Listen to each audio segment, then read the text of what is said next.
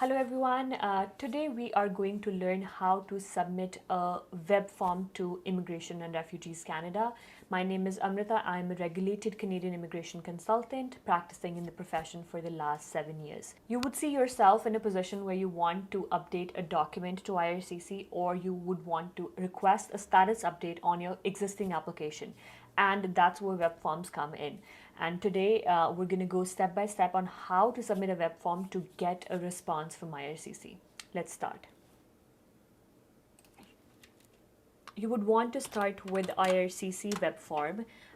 They have this new version since almost a year now. If you follow IRCC Webform, you'll have these options coming up, which basically talks about what kind of request you want to make. Do you want to request an update, or ask about your application, or report a technical issue, or submit additional documents to the existing application?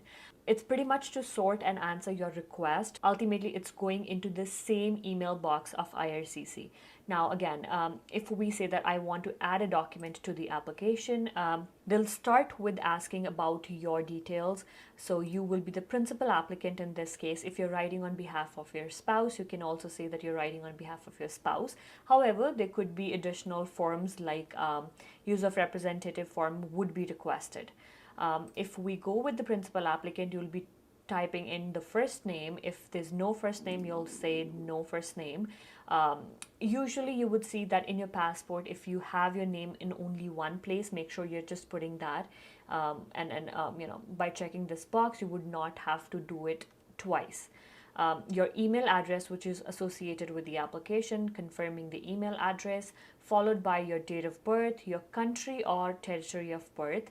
Again, your application number. You would see that your application number would reflect on the submission confirmation that you've received when you submitted the application.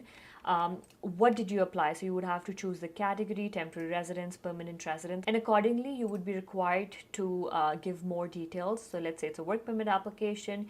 UCI would be asked as well. UCI is the client identifier number. You might not see this on your submission confirmation for the application, but you will be able to see it maybe on your visa stamp, the previous approvals, any permits you have. Those documents would have this number. Followed by the country or territory where you're living in when you submitted the application. Could be Canada, could be the country where you're applying from. Your nationality on the passport has to be mentioned, your passport number, your issuing authority on the passport. So a lot of people confuse this. The issuing authority is the authority who issues the passport, not the country or the place of issue. So if, let's say, you are an Indian national and you got your passport issued from Toronto, you don't have to say that it's Toronto, it has to be India only.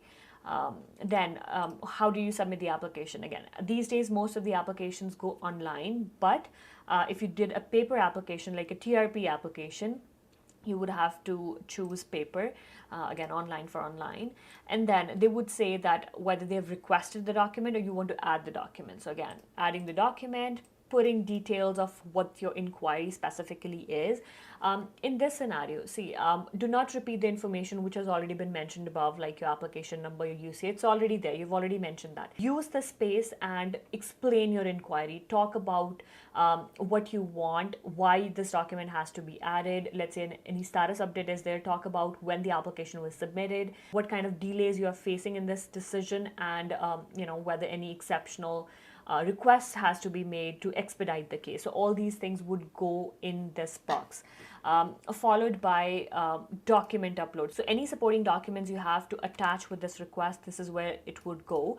And again, there is a limit. So you can only submit up till 3.5 MB, and then multiple files can be submitted, but each file has to be in 2 MB only. If it's bigger than that, you would have to compress it. So make sure you're following these instructions. When you say I have read and understood, you'll be able to review it. Again, I've not filled it all. You'll be able to review your request.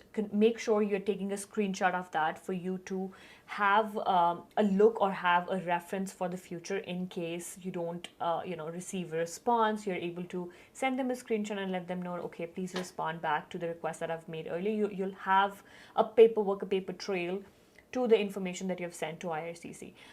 Once it's submitted after the review, you will receive an email from IRCC confirming that, and within 1 to 2 days, you will also receive a follow-up email confirming that your web form has been received by IRCC and that they will respond to that, soon. I hope this video was helpful. You'll be able to reach out to IRCC with this, or maybe call their helpline directly to get your questions answered. Thank you.